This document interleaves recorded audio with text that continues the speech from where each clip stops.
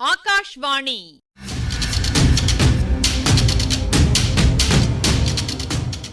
பொன்னியின் செல்வங்கள் வாசிப்பும் ஆய்வும். வாசிப்பவர் ராமசுவாமி சுதர்சன் அவர்கள்.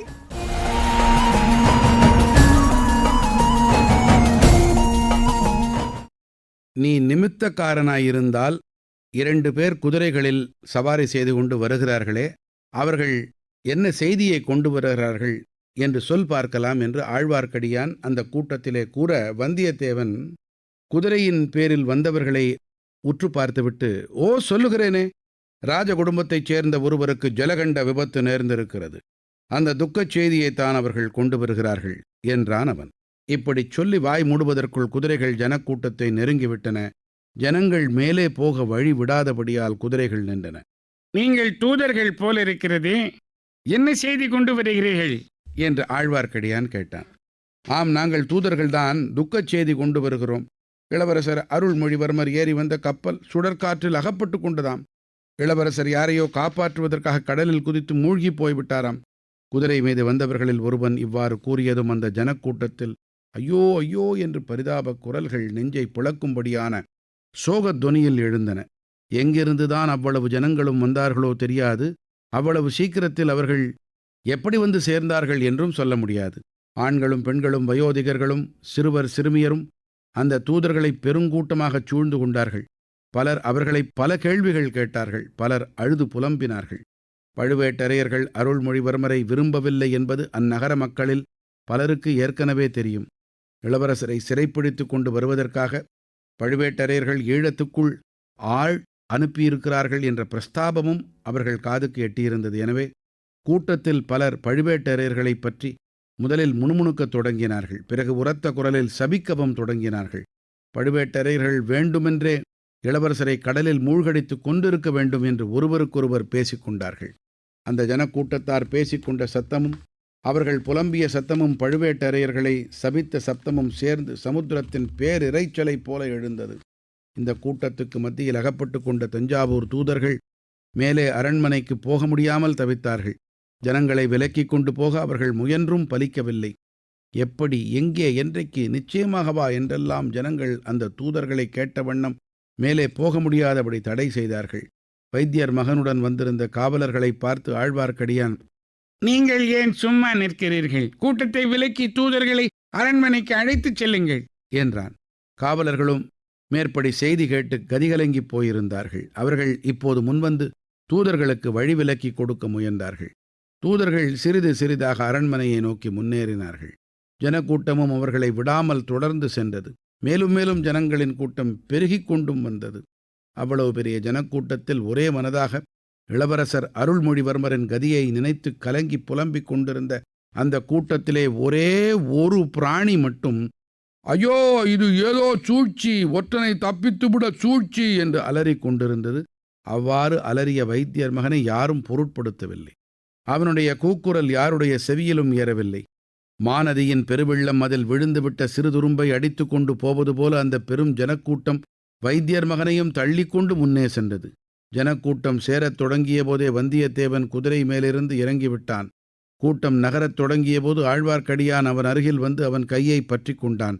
குதிரையை விட்டுவிடு, பிறகு அதை தேடி பிடித்து கொள்ளலாம், உடனே என்னுடன் வா என்று அவன் காதோடு சொன்னான். அப்பனே, சமய சஞ்சீவியாக வந்து சேர்ந்தாய், இல்லாவிட்டால் என் நிலைமை என்ன ஆகியிருக்குமோ தெரியாது என்றான் வல்லவரையன். இதுதான் உன் தொழிலாயிற்றே.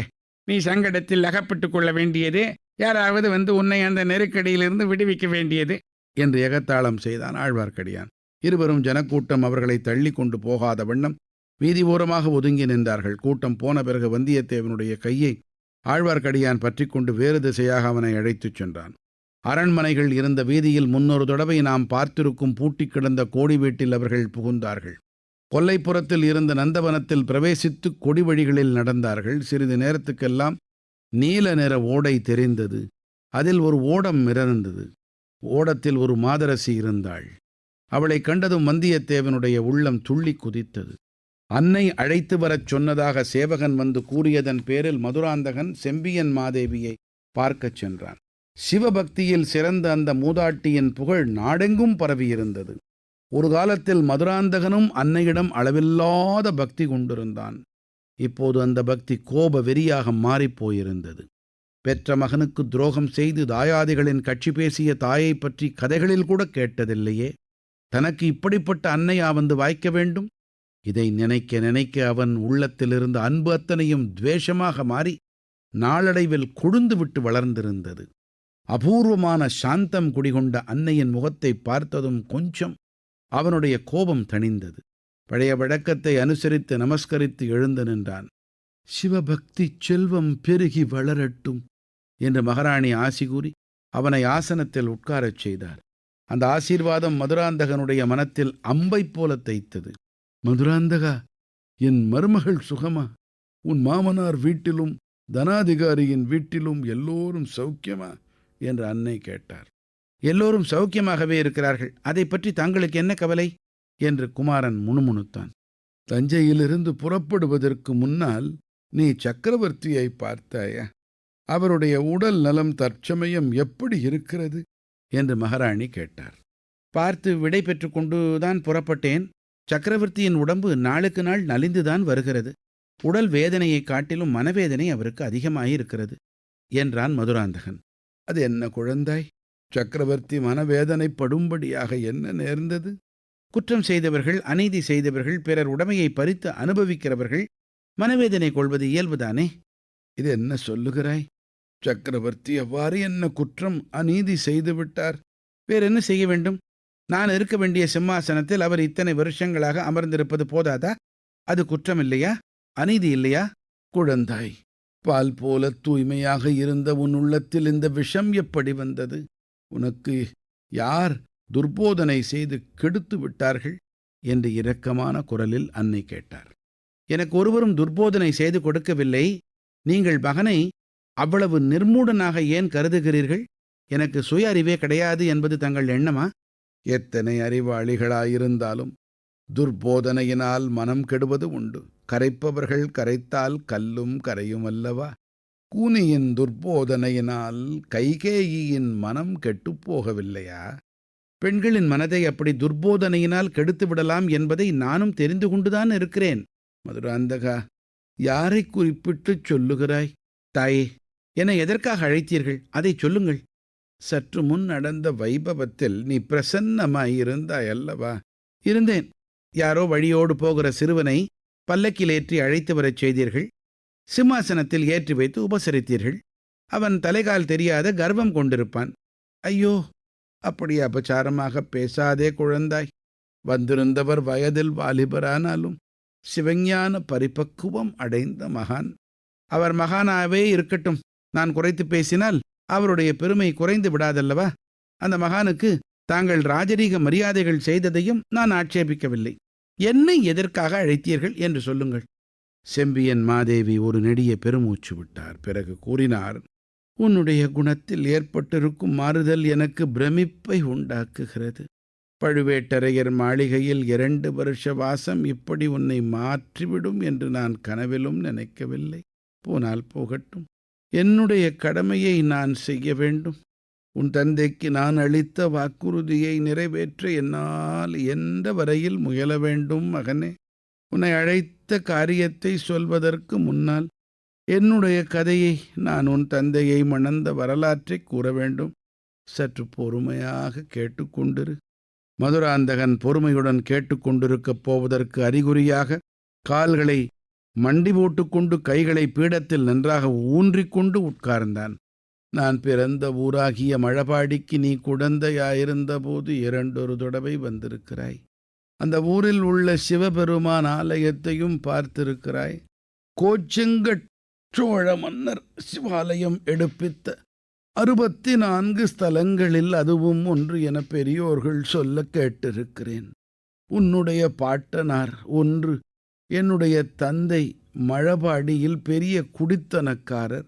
எங்கள் குலம் தொன்மையானது. ஒரு காலத்தில் மழவரையர்கள் செல்வாக்கு பெற்ற சிற்றரசர்களாயிருந்தார்கள். விஜயாலய சோழர் காலத்தில் நடந்த யுத்தங்களில் பாண்டியர்களோடு சேர்ந்திருந்தார்கள். அதனால் சோழர்கள் வெற்றி பெற்ற பிறகு மழவரையர்களின் செல்வாக்கு குன்றியிருந்தது. சிறு பெண்ணாயிருந்தபோது அதை பற்றி எல்லாம் நான் குறைப்பட்டதில்லை.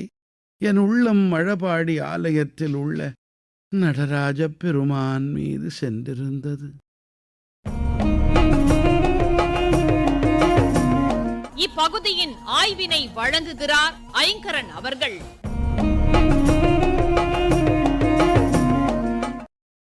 ஸ்ரீ ஜெயந்தி கண்ணன் பிறந்த நாள் விழாவை பழையாறை மக்கள் குதூகலமாக கொண்டாடிக்கிட்டு இருந்தபோது பகை நாட்டிலிருந்து வந்த ஒற்றனை பிடிச்சு கொடுப்பது பற்றிய அறைகூவல் பறை முழக்கத்துக்கு இடையில எழுந்ததும் அவங்க காட்டிய வெறுப்பும் அதிருப்தியும் நேயர்களுக்கு நினைவிருக்கும். இப்ப தூதர்கள் ஒரு துக்க செய்தி கொண்டு வந்திருக்காங்க. இந்த நிலையில கொஞ்ச நாளா மனநிலை சரியில்லாதவன் போல நடந்துகிட்டு இருந்த வைத்தியர் மகன் இது சூழ்ச்சி, ஒற்றனை தப்புவிக்க செய்யற சூழ்ச்சின்னு அலறினா யாரு கவனிப்பாங்க?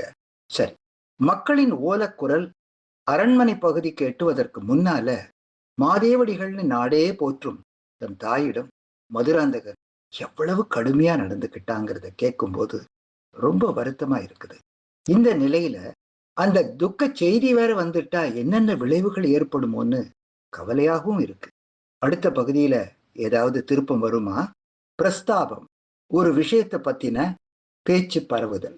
பிரஸ்தாவம் இச்சொல் பேச்சுக்கான பொருளை குறிப்பது. பிரஸ்தாரம் ஒரு செய்தி கொஞ்சம் கொஞ்சமா பரவுவதோடு துண்டு துண்டா சிதறுவது. எகத்தாளம் இகழ்த்தாளம், இகழ்ந்து ஏளனம் செய்வது, கேலியாக பேசுவது. இகழ்த்தாளம் பேச்சு வழக்குல எகத்தாளம் ஆயிடுச்சு. வைபவம் பிரசன்னம், இந்த ரெண்டு சொற்களை பத்தி பார்ப்போம். வைபவம் சுப நிகழ்ச்சியை குறிப்பது. இதுக்கு இணையாக பயன்பாட்டில் இருக்கிற சொல் வைபோகம். இது சுப நிகழ்ச்சிகளால ஏற்படுற பெருமகிழ்ச்சிய, வைபவத்தின் காரணமா ஏற்படுற பரவச நிலையை குறிப்பது. அடுத்து பிரசன்னம், பொதுவா தெளிவுங்கிற பொருளை தரும் சொல். செம்பியன் மாதேவியார் திருநாரையூர் நம்பியாண்டார் நம்பியின் வருகையால சிவானந்தத்துல திளைத்திருந்தாங்க அல்லவா? அந்த எழுச்சியில மகனின் உள்ள குமுறலை கூட உணராமல் மகிழ்ச்சியோடு வந்திருந்து கலந்து கொண்டாய் அல்லவான்னு பூரிப்போடு சொல்லும்போது அந்த நிகழ்ச்சிய வைபவம்னும் மதுராந்தகனின் இருப்ப பிரசன்னம்னும் சொல்லிட்டாங்க.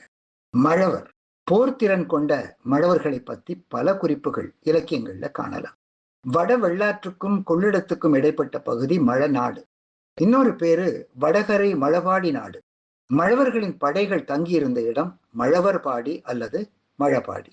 மேல் மழநாடு, கீழ் மழநாடுன்னு ரெண்டு பகுதிகளை பத்தி சில குறிப்புகள்ல பார்க்கிறோம். மேல் மழநாட்டின் தலைநகரம் திருத்தவத்துறை, அனைவரும் அறிந்த பெயர் லால்குடி. கீழ் மழநாட்டின் தலைநகரம் திருமழபாடி. சந்திப்போம் அடுத்த நிகழ்ச்சியில.